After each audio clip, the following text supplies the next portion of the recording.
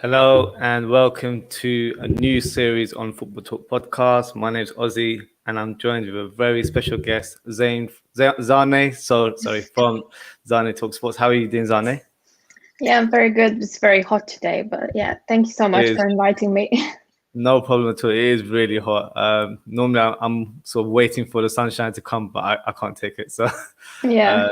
it's been very, very hot today. But yes, we've got a lot to talk about, especially when it comes to transfers. But before we start, I'd like to get your view on last season. So, would you regard Liverpool's season as a success? Obviously, if you put into context, we had a lot of injuries. Yeah. At one point, it didn't even look like we would even get into top four, and we ended up finishing third. So, do you think last season was a success, considering that we were champions 1 year ago? It depends how you look at it. If you look at it in a way that last season we were champions, Yeah. and this season we finished third, but during the season we've been, I think, eighth and even ninth, and it didn't look very good. But if you take into account all the injuries and everything that happened and VAR controversies, I think it was a good result. I wouldn't call it a success particularly because we want to go for titles. We don't want to finish third. No. But taking everything into account, it was okay. I wouldn't brand it as success though. Yeah, I'd probably co-sign that. I think, like you say, if you put it into context, especially from March, we won, I believe, 8 out of 10 games. So that was the key in terms of our success.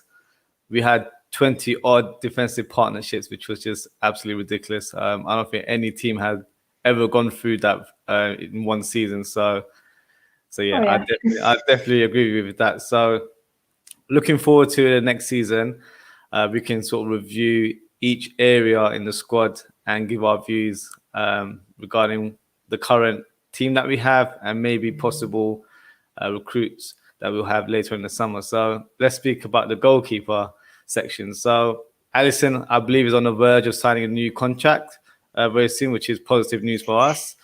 Yep. Adrian. So that was a big talking point. I'm sure you saw it all over Twitter where there was a crazy reaction based on that. Mm-hmm. I'd like to get your views on that. What was your initial reaction when you heard that Adrian signed a new contract extension? I think it was undeserved. Like, he didn't deserve it. Yeah. That's my opinion. I think he helped us in the beginning of the season, but I think the mistakes, beginning of the title winning season when Alisson got his injury. Yeah. But more time went on and he was just so unreliable. I think the whole back line felt very unsafe when he was in the goal, and he kept doing weird things in the goal as well. Yeah. And I don't think I'll ever forgive him about the Atletico game. No. But I don't think he deserved it. Like, if he's a third goalkeeper, fair enough, because probably he will not play. Yeah. If he would be second goalkeeper, I probably would make a bigger fuss about it. But if he's third, fair enough. Like, he is experienced enough in general. He is an okay goalkeeper. He's just very unreliable. And I think a club like Liverpool deserves someone better. But then if he's going to be third, it kind of makes sense. Yeah, I definitely agree with you because when the news broke, a lot of people assumed that he was number 2.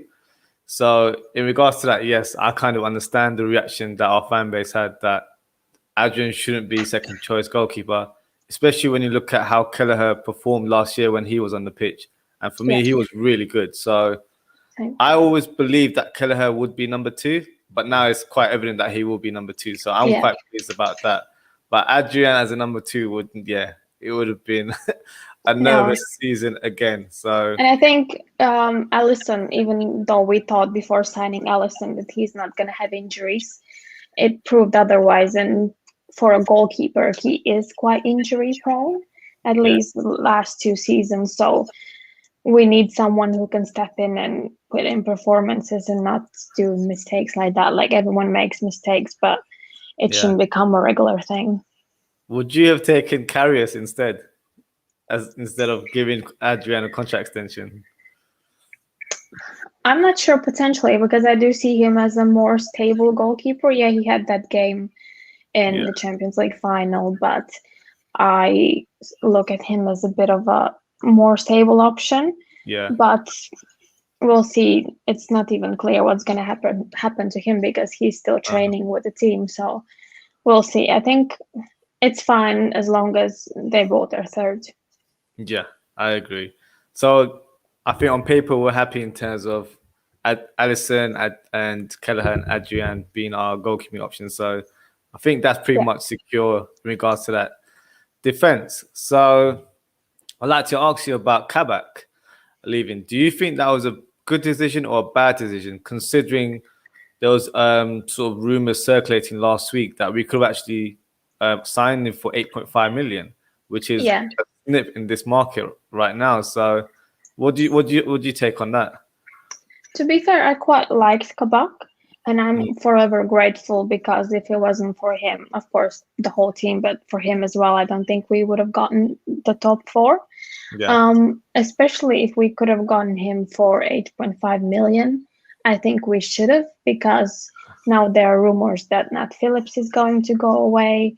We mm, don't know what's going to be happening with Rhys Williams and Ben Davies, even if they're staying. I don't think they're like fourth choices, probably fifth. Then mm, we don't know what's going to happen with Van Dijk and Gomez, how are they going to come back from those big injuries. And same with Matip. And Gomez and Matip, they're injury prone anyways. And we don't know how Konate is going to be. So yeah, I would keep him for those 8.5 millions for security, hmm, so that the old scenario doesn't happen again. But then yeah, at the same time, I also understand why we didn't sign him, but I think it was quite hurtful for him because I think he was really excited to play for Liverpool. yeah. And yeah, I think if it was for me, I would have gotten him, but there are reasons for and there are reasons against. Yeah, I think on a personal level, it is a shame that he didn't get his permanent move because he's a big Van Dijk fan, so he would have actually played Yeah, alongside him next season. But I agree.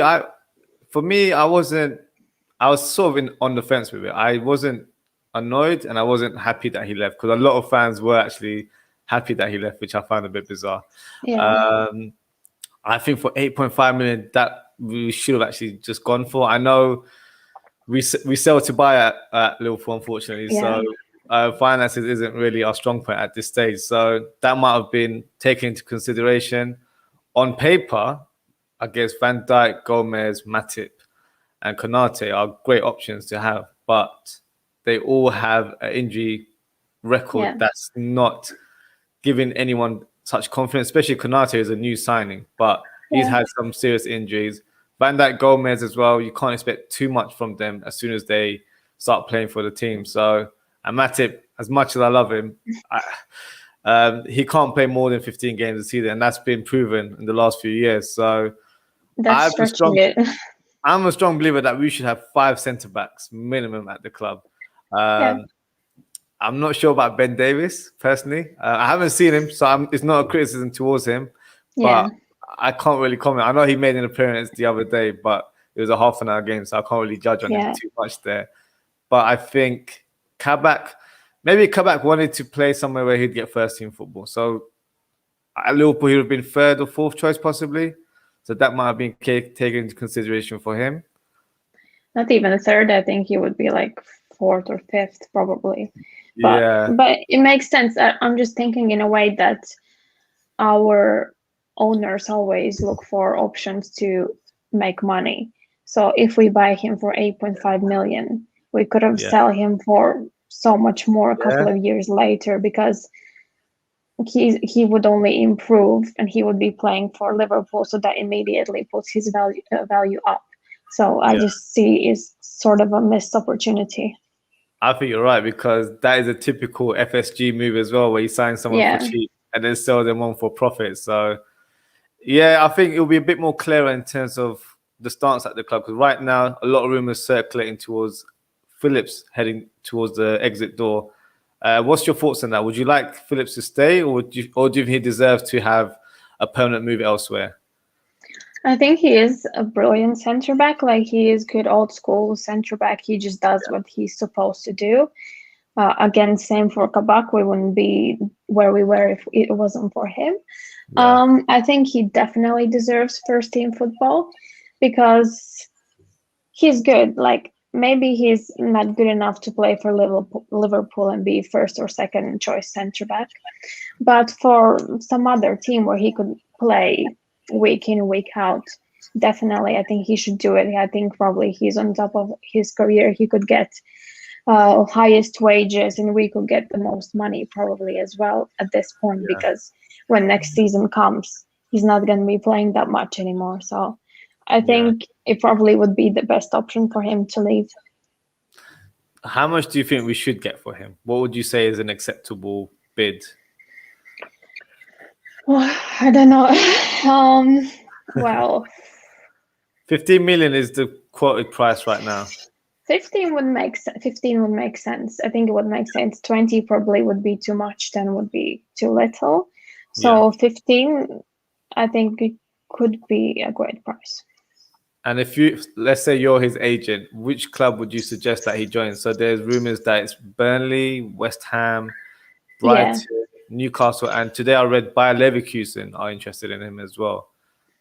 I think it would benefit him if he would stay in Premier League. Yeah. I think Burnley is a club which would fit his style of play very, very well.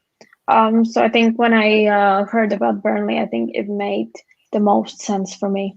Yeah. So I think Sean Dyche would love to have him in his team because hedging every single ball in the air, I think that's literally a match made in heaven there. So yeah, I definitely agree with that one. Now we can sort of move on to midfield. So a bit of a concerning news in the last few days surrounding our captain, Jordan Henderson. So apparently contract talks have stalled.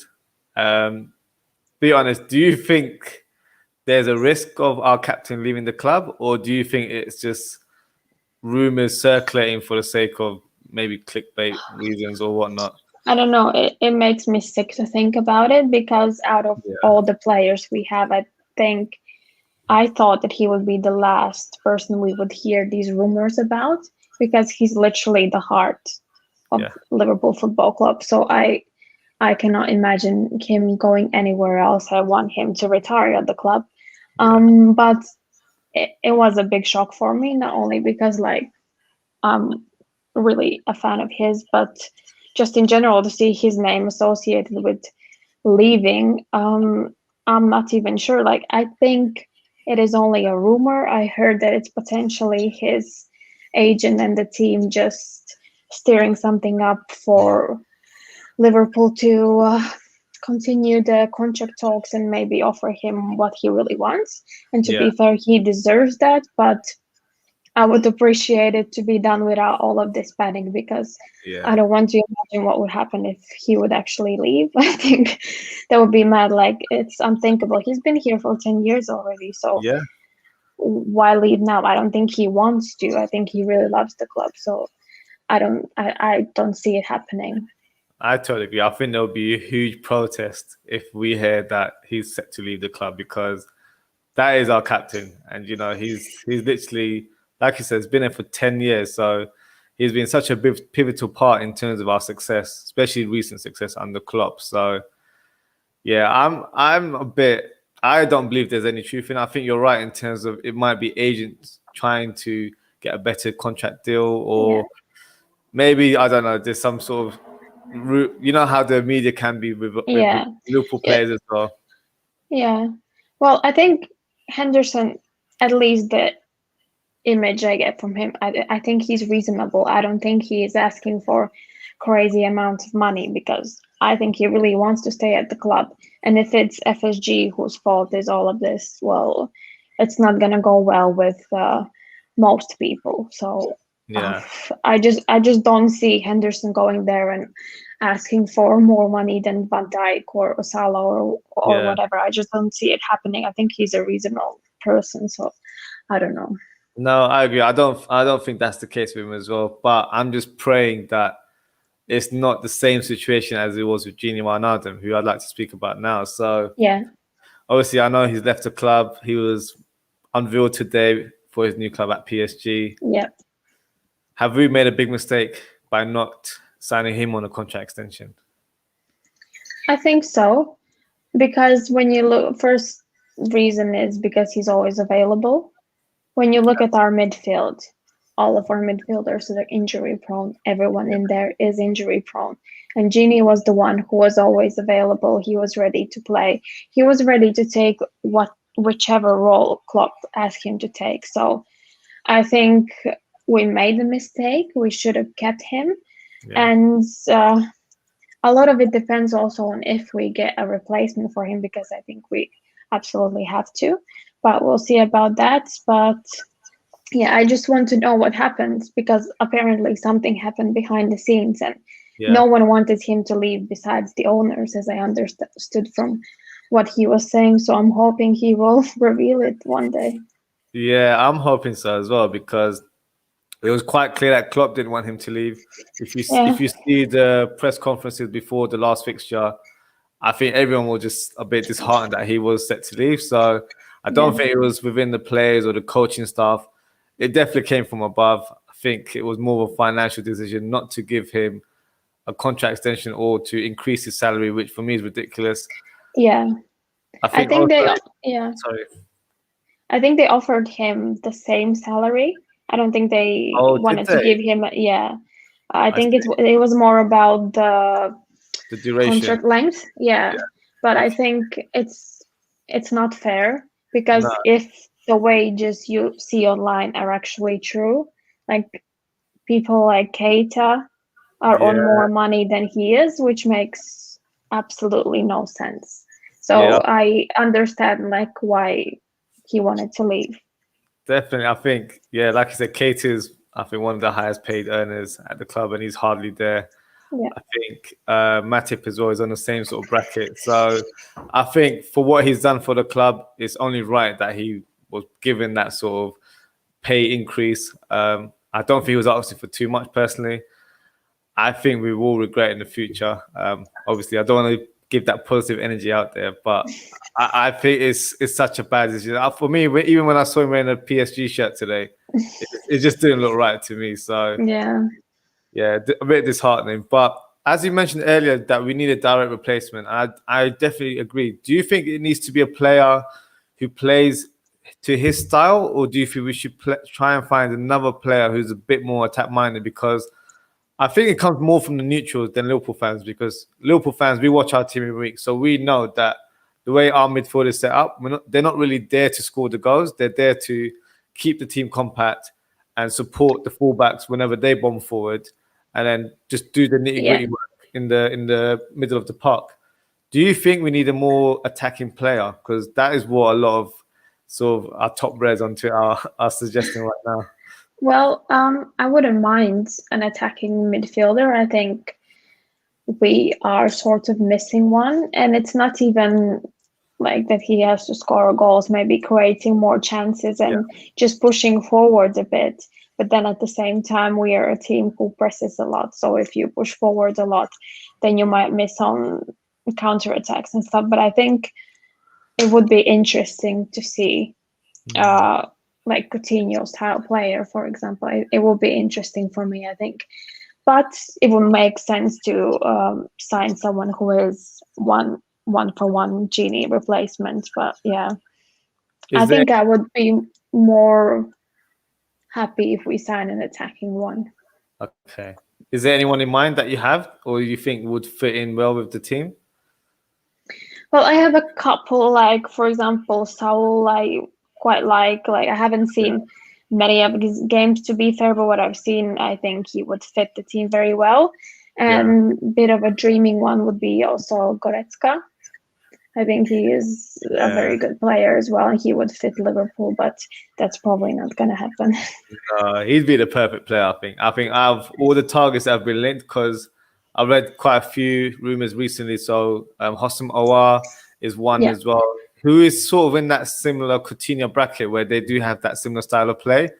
For me, I don't know if he has enough to cut it in the Premier League, because it's a completely different ball game in terms of the physicality, but also the pace of the game in this country as well. So for me, that's a bit of a question mark. But I agree with you. I think maybe a more sort of, maybe I've been a bit greedy here. I want two midfielders. So I want sort of a like for Gini. So for me, I'd go for someone like Renato Sanchez, who I've been really impressed with in the Euros. Young as well, 21, 22 years old. So he definitely has a lot of room to grow. Very strong on the ball, which is something that was a key asset for Gini Wijnaldum as well. And I think going forward, I'm not sure who he'd be. I think Hosam Awar, for me, is quite similar to Curtis Jones. So I don't know if that's the player I'd go for. I think I'd probably favour more Saul, like you mentioned as well, because I think he has unbelievable ability on the ball, great dribbler, and he can play in centre midfield, can also play on the wings. So he will provide great versatility within the squad. So that would definitely be the type of player that I would like to go for. So on to attack. So I'm sure you probably read a lot of rumours regarding our attackers that have been linked to the club. So quite recently, everyone. I think there's no names that haven't been mentioned. But when you go on Liverpool Echo and they have this transfer news, and it's like Mbappe and this and that, and they're like 10 names. It's like okay. Today I saw, funny enough, it's the same website you just mentioned. So I saw Nabil Fekir as well. That was linked again, and it's just like, come on now, you're just milking it with this sort of story. It's not going to happen. It's like 5 years old now. I know. And then you've got another player who played in the Euros for Czech Republic. So Adam Holozek, I think you pronounce his name. I've seen bits of him, but I don't have too much knowledge in regards to his performance. But I have seen a few clips of him. I do think he's a good player. But at this stage, I would like Liverpool to get more of an established attacker. So my question for you would be, do you think we should go for a number 9, like a traditional number 9 who gets the goals in the box? Or do you see us getting a versatile forward? So someone that can lead the line but also play on the wings, as it tends to be the type of attackers that we sign.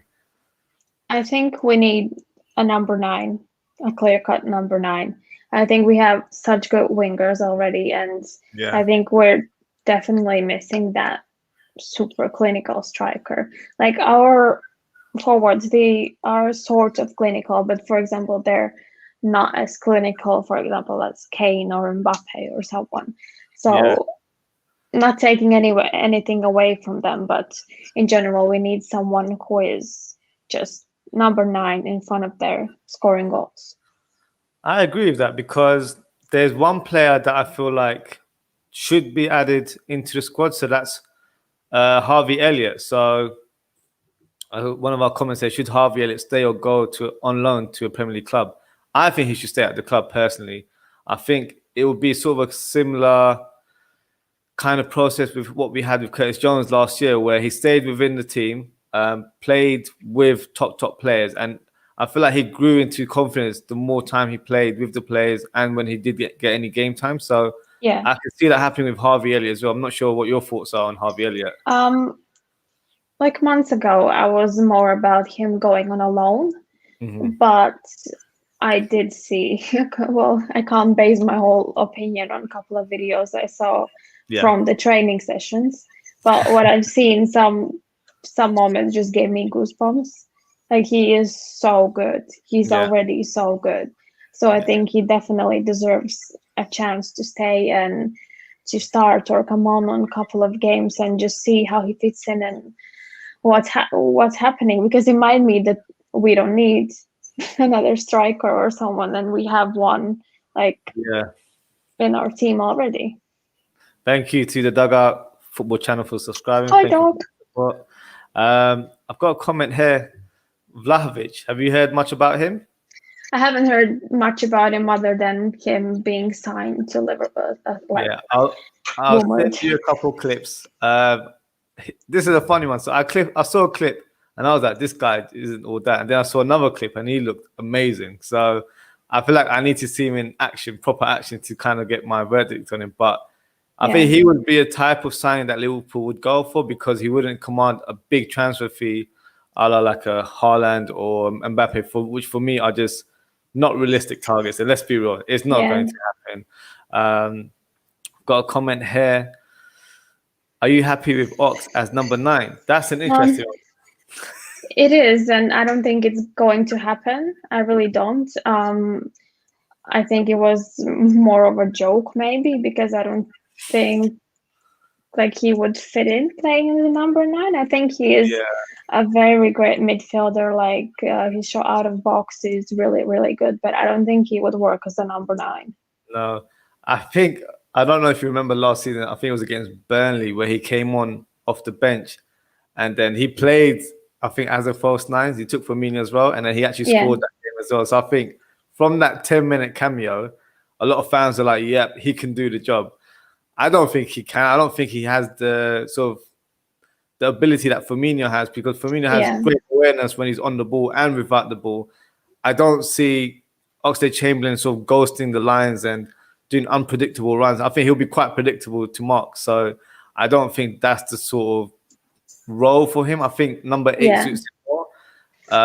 But the key for Oxlade-Chamberlain is staying fit. I don't think his talent is really in doubt. He needs to stay fit. So for me, that's a big, big thing for next season. Do you have any high hopes regarding players like Ox and Naby Keita? Because those two are the talking points every day on Twitter.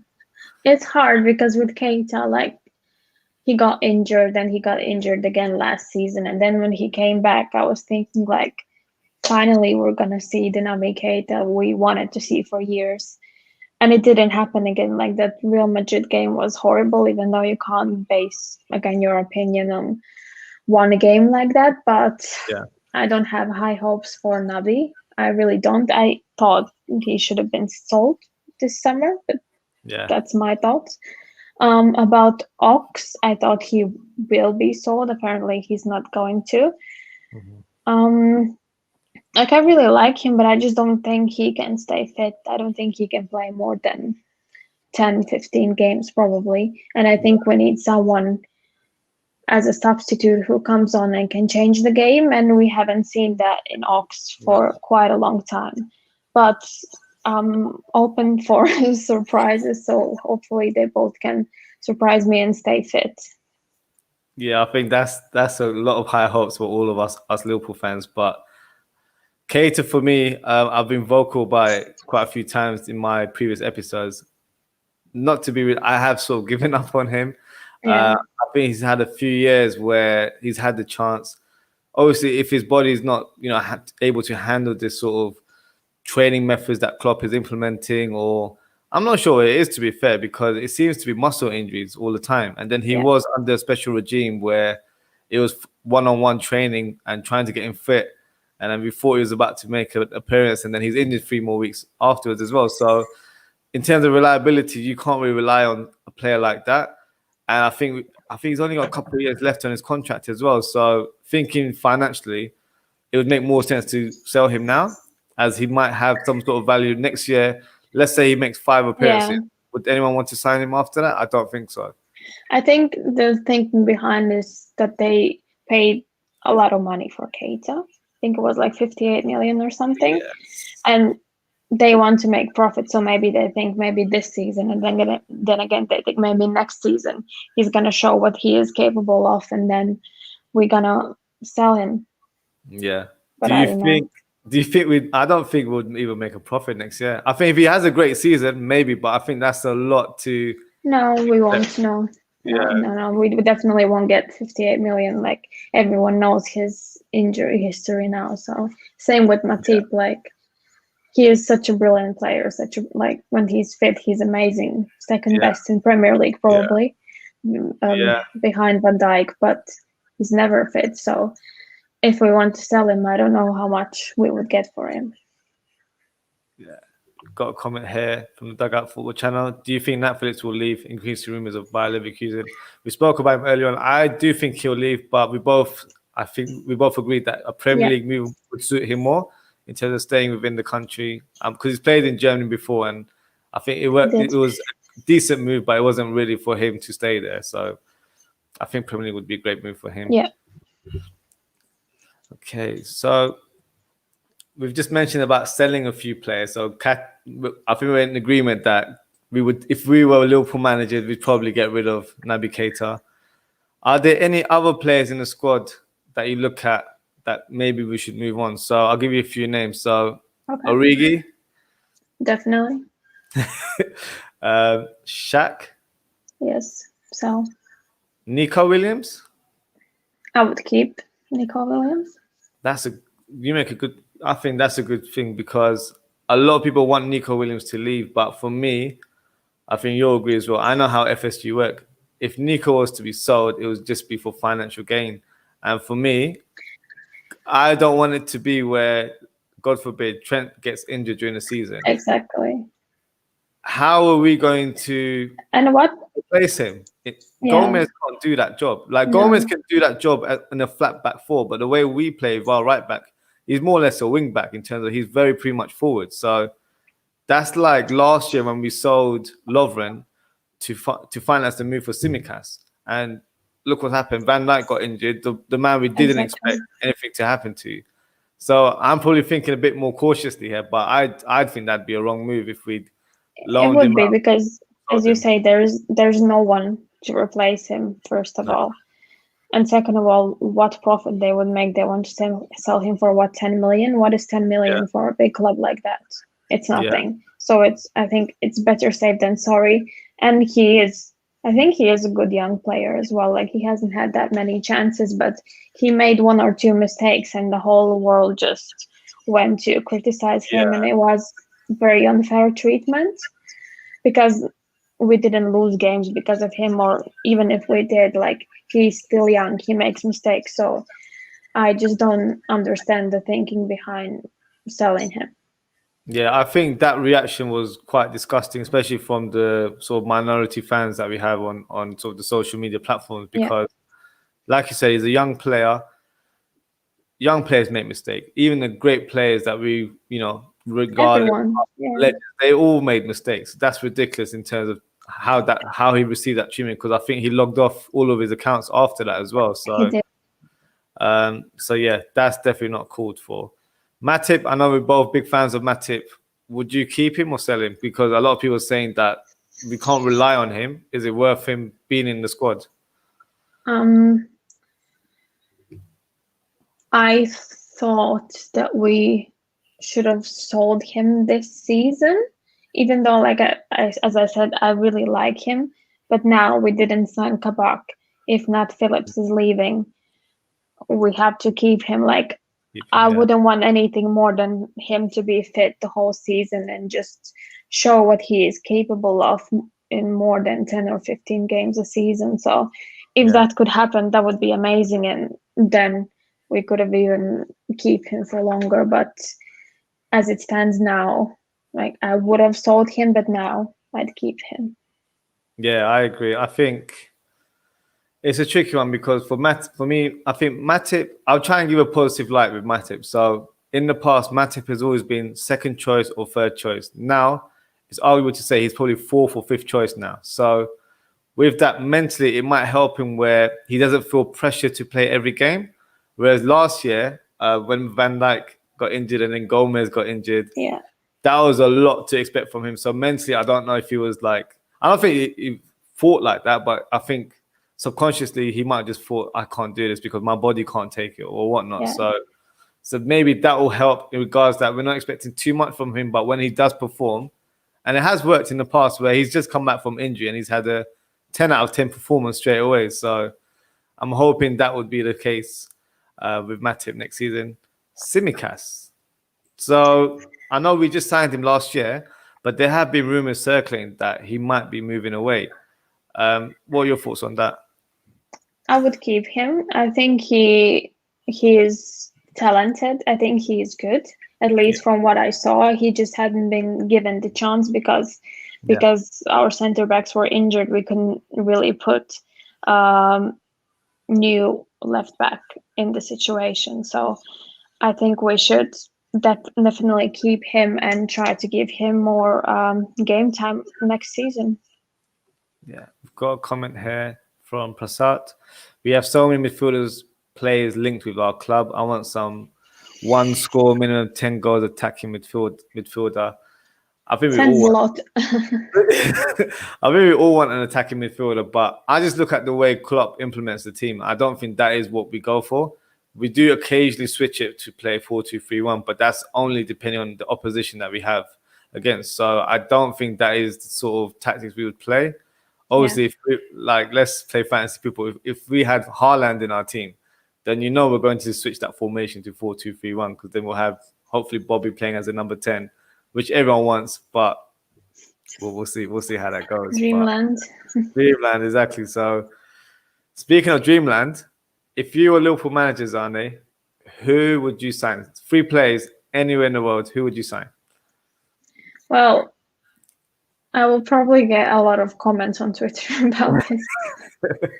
But I will say Mbappe. Like, if we had the funds and the option to sign him, I would sign him like in a heartbeat. I think he would fit the team well. I think Klopp would manage him well, because, as I've heard, like, the French manager had some problems with him because he didn't want to do the things the manager wanted him to do. I don't think it would fly with Klopp. I think he would put him in his place. He would help Mbappe, and it would help the team because he's just such an amazing player. And I was thinking about this question before, because the Mbappe I wrote immediately. But then I was thinking, who else do I want? Because we have like so many great players in the team already. But then I was thinking potentially Neto. I think it's not like a super dreamy signing, but I think he is very talented and he could become like world-class player if we would sign him. And again, he would fit our style as well. And then, as I said, Goretzka would be another great one. I love that selection. I think it's still dreamland, but I feel like those are the ingredients that we need in our team. So Neto would be amazing. Can you imagine him coming off the bench to replace Mane or Salah? Because the pace that he has is just amazing. And I think the link up with Jota would be amazing. Oh yeah, exactly. I forgot about that. So the Portuguese connection there. So Neto's a great shout. Goretzka, I think a lot of Liverpool fans would love to see him, especially since he's been transformed into Mr. Muscle when he moved over to Bayern Munich. So he just looks like a different player. So yeah, I would love to see him in I thought of another one, De Bruyne. I would love De Bruyne. I think everyone would. I think he's like, in terms of his playing style, reminds me of Gerrard in terms of how he plays. Yeah. But I feel like Gerrard had a bit more in terms of he could sort of grab the game by the scruff of the neck and score vital goals. Whereas De Bruyne, I feel like he plays amazing when the team plays well, but when they're not that great, he kind of folds as well at the same time. That's my only criticism. But yeah, I'd take De Bruyne in a heartbeat as well. So no doubt about that. But what are your 3 then? So okay, let's just say 3 players to add to the squad. I would go for Haaland. For me, I feel like we need a number 9, straight goal scorer who just only focuses about scoring goals. Yeah. I would love to say Mbappe, but the reason I haven't said Mbappe is because for me, I would think he would need to replace Mane or Salah if they were to be sold. That's because there's always that debate: who would you sign, Mbappe or Haaland? Yeah. So for me, that's how I simplify it in my head. Where I'm like, if it's to add Haaland, if it's to replace one of the forwards that we have, then it'll be Mbappe. So I'm going to go for Haaland there. Midfielder. I think it might be Goretzka as well. I do like Goretzka. And then one more. Do you know what? I'm just going to go Mbappe. I like him. I like Mbappe. After all of that, I'm just going to say Mbappe. I'm just play Dreamland now. So could you imagine Mbappe and Haaland in the same team? That would just be ridiculous. No. We'll be sports for the next 10 years. To be fair, sometimes it's not the recipe for success though, because it's 2 big talents clashing in one team. So a lot of it depends on their character as well. So you never know. But I think Jurgen would be the man to do that, because I think with Haaland seems to be that sort of live wire character, but I feel like he's a hard worker as well at the same time. Mbappe, I think in terms of what the differences he had with his international coach, that manager's had a track record where he's not got along with a lot of players, especially high-profile players. So Benzema was one of them. and he was brought back to the team, and that argument happened like 5-10 years ago. So I think it depends on the character of your manager, and I think Klopp would have done his research on both of those players. And I'm speaking dreamland here, but I think with Klopp, he would manage to get them working together. I've just got a comment here. Do you think Virgil back with his best, and do you think best partnership with Konate? What would you say to that, Zane? I think he will come back the way he left. I have a feeling about it. I think he is just built a bit differently than all of us. I think he will be still very good, very pacey.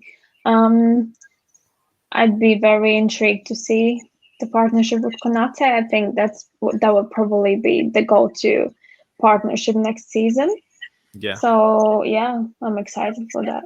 Me too. I think Konate, even briefly from what he played the other day, but I watched quite a bit of him last year for Red Bull Leipzig, and he seemed really impressive. Really quick for a big guy as well. So definitely someone I think a lot of fans are excited to see. And he's excited as well. Yeah, exactly. I've got a comment here, the 1892 Reds podcast. It might not be the recipe, but to see Man City, Man United and Chelsea spending and we ain't, and we can't get deals done either for contract, it looks worrying. Klopp has done enough to warrant enough to spend in the summer. What's your thoughts on that? I think definitely, because we were promised a good summer, I think a while ago. And Henry was saying, oh, we're going to back Klopp, we're going to do this and that. If so far, it doesn't look like it's happening. And Klopp is definitely the manager who deserves to get the players he wants, because he just does miracle. And it doesn't matter if it's going to be a player no one knows about or someone. If Klopp wants him, I trust him. And I think it is worrying because we are one of the two biggest clubs in the world, not even in England. Yeah. So we need to spend, we need to have squad depth. We cannot keep running our first 11 into ground. And for how long? Like, it's been 4 or 5 years when the same players have been playing all the time. So I think we need options, and I think Klopp definitely needs to be backed, and we need to be serious about it, because we can't just look and see how other teams are spending and we are not. No, I think you're right. I think in regards to Klopp having the funds to spend this summer, it's definitely warranted. He's not been able to sort of splash the cash on any player that he wants. But I would say this, I would say not to look at rival clubs in terms of their spending, because Manchester United always pay over the odds for any player that they sign.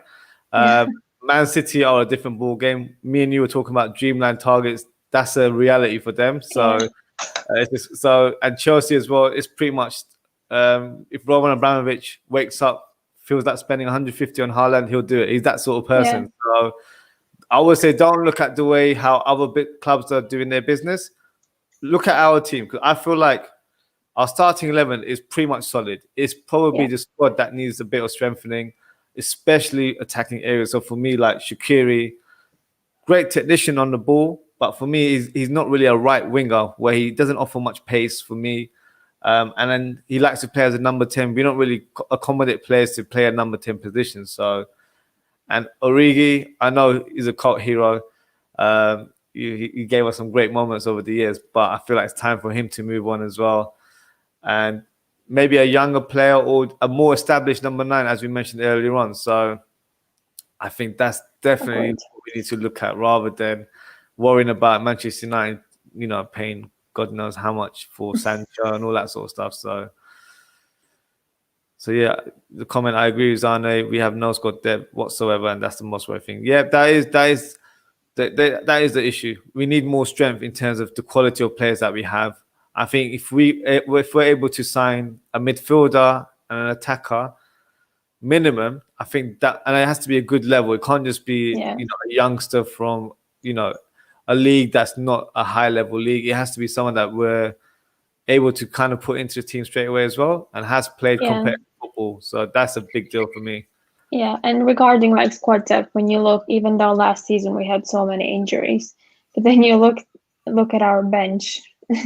And we had two goalkeepers on the bench and just full of academy players. And it was just a joke when you, for example, take City's bench. I know that we are not City and we will never be City, but then the difference was so huge that I have no idea how we even managed to finish third.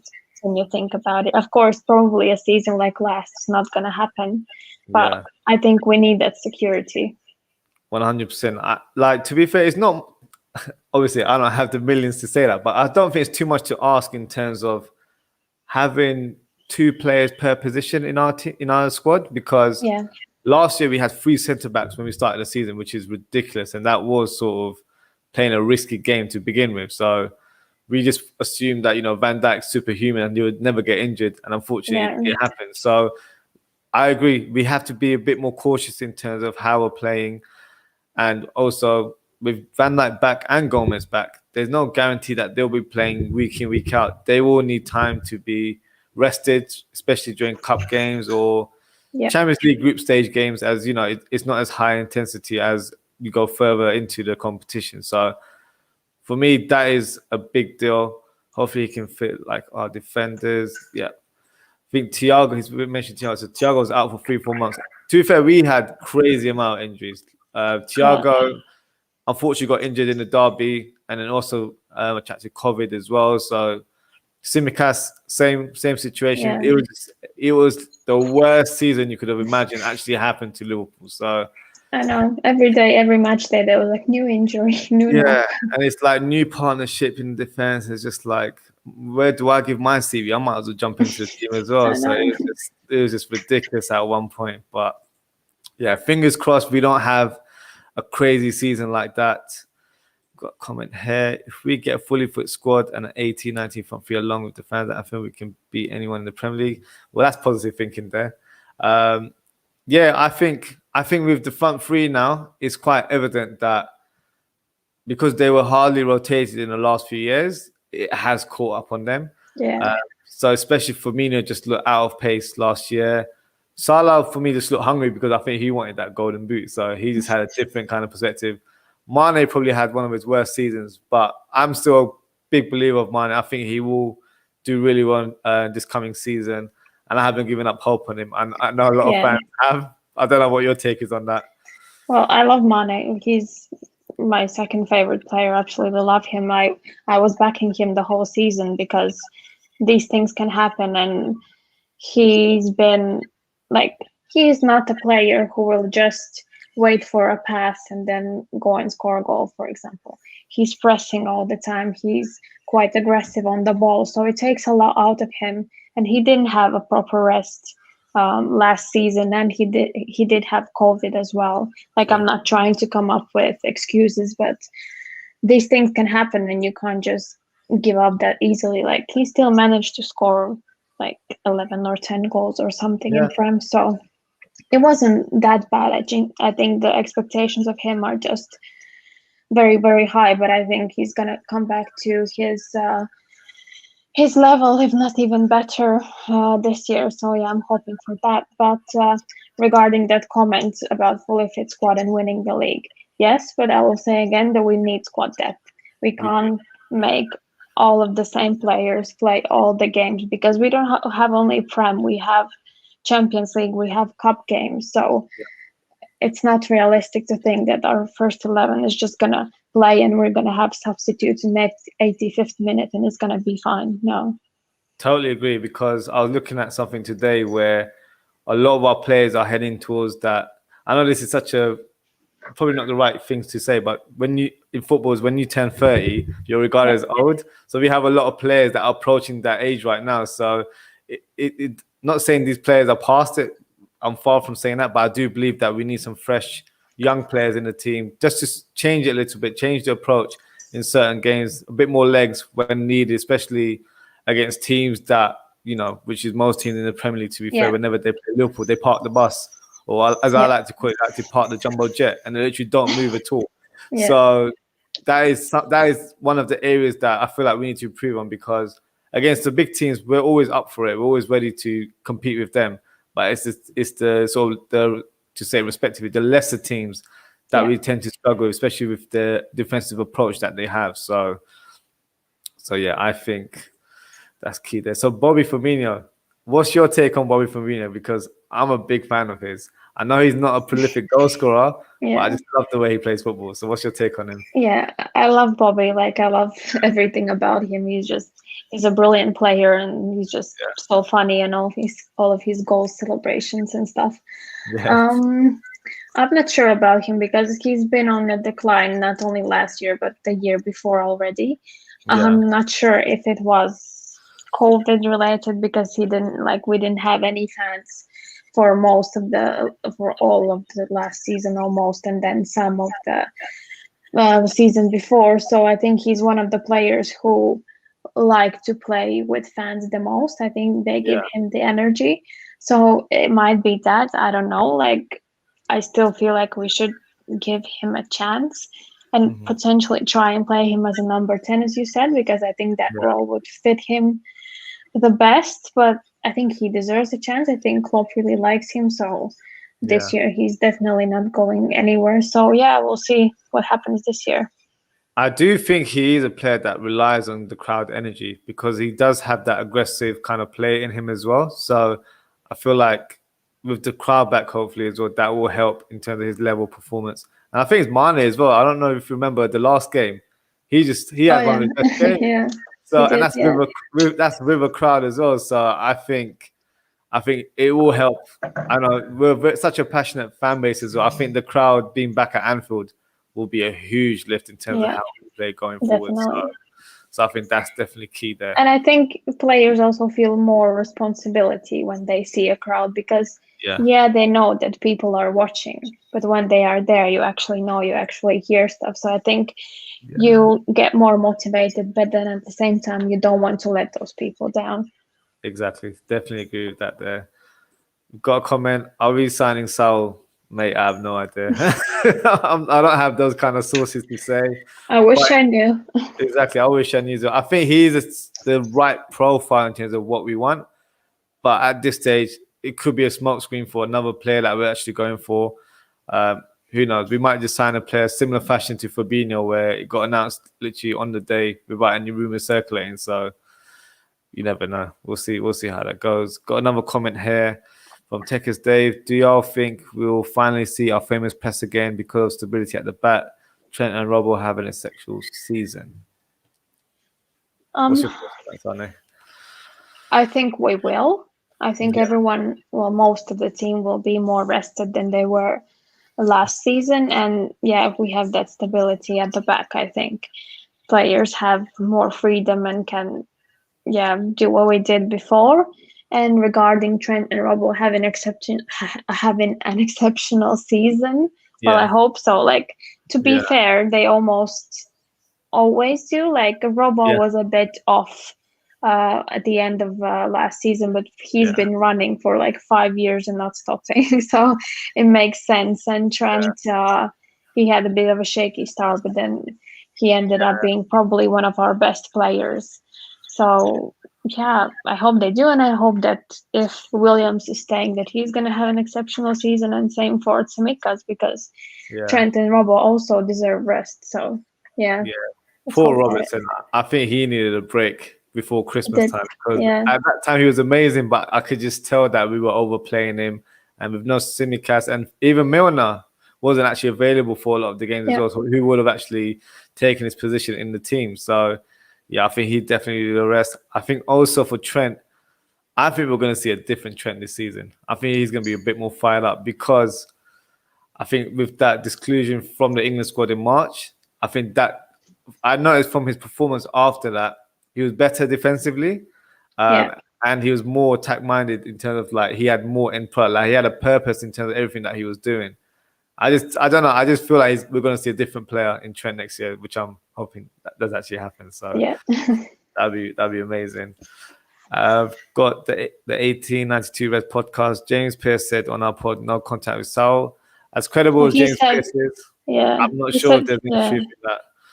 He said no Thiago as well. But... Yeah, exactly. Good point. Very good point. He did say that. I think he just mentioned that, but to be fair, anything with Liverpool can happen. We knew we would get Thiago, and all of a sudden we signed Jota out of nothing. That was a great 24 hours. Oh, Zane, Thiago in the morning, and then in the evening you got Jota coming in. That was that's the kind of transfers I like, where it just comes out of the blue unexpectedly. Yeah, I think I wasn't on Twitter then, and like I knew that Oh, we were gonna really? sign Thiago. I was waiting for it, and we signed Thiago. And then Oh, Saturday morning, I was on the bus or something, and I opened my yeah. phone, and it's like Jota, and I'm like, who is that?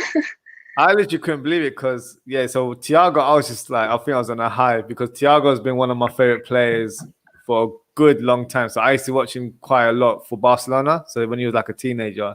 So for me, he was always a dream signing, kind of like how we spoke about Goretzka. I've been saying Thiago for years and years. Yeah. So for me, that was a dream come true that he became a Liverpool player.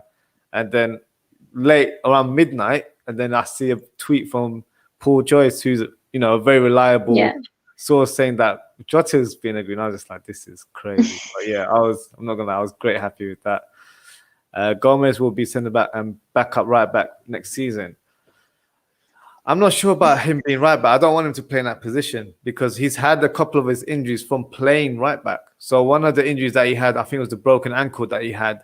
That was when he literally bombarded the right wing, and then he had a clash with another player, and then that's how he got injured, and he was out for a few months. So it's not a position that I'd like him to play in. I guess he could be that emergency cover, but I know it's probably like fantasy football here, but I would like to have a fullback for each position. So we've got Tsimikas and a right back just to challenge Trent, or someone that can play in different positions as well at the same time. What do you think, Zane? Yeah, I agree. I think we mentioned before about Gomez that it's not the best. Like, he's a very good center back, so he should just stay there. Like, we have Williams. I think we can develop him, and for those times when Trent needs rest, we can play Williams without any problems, I think. So I think I'm done with midfielders being center backs and now center backs being right backs or left backs or whatever. So I just think we should stick to the positions they're the best at. Especially Fabinho, I think we used him in every position you could think of. So Fabinho, he was amazing in terms of what he did, but I just felt sorry for him. I feel like that's not what he's been signed for. So exactly. Yeah, let's hope we don't have those kind of injuries. But that pretty much wraps us up for today. If you haven't subscribed to our channel, please don't forget to like and subscribe to our channel. Zane, feel free to let everyone know where they can find you on social and where they can find you on your YouTube channel as well. Yeah, so you can find me on Twitter at Zane Talks Sports. I'm the most active on there. I also have an Instagram account, also Zane Talks Sports. I will be trying to be more active on there as well. And YouTube is also Zane Talks Sports. Exactly. So, go subscribe, like, and Yes, please make sure you do. Zane, thank you very much for joining the show. It's been a pleasure talking to you about Liverpool. We can talk about Liverpool all day. And I hope to invite you again in some capacity during the season as well. Again, everyone, thank you for tuning in, and hopefully to see you guys very soon. Take care.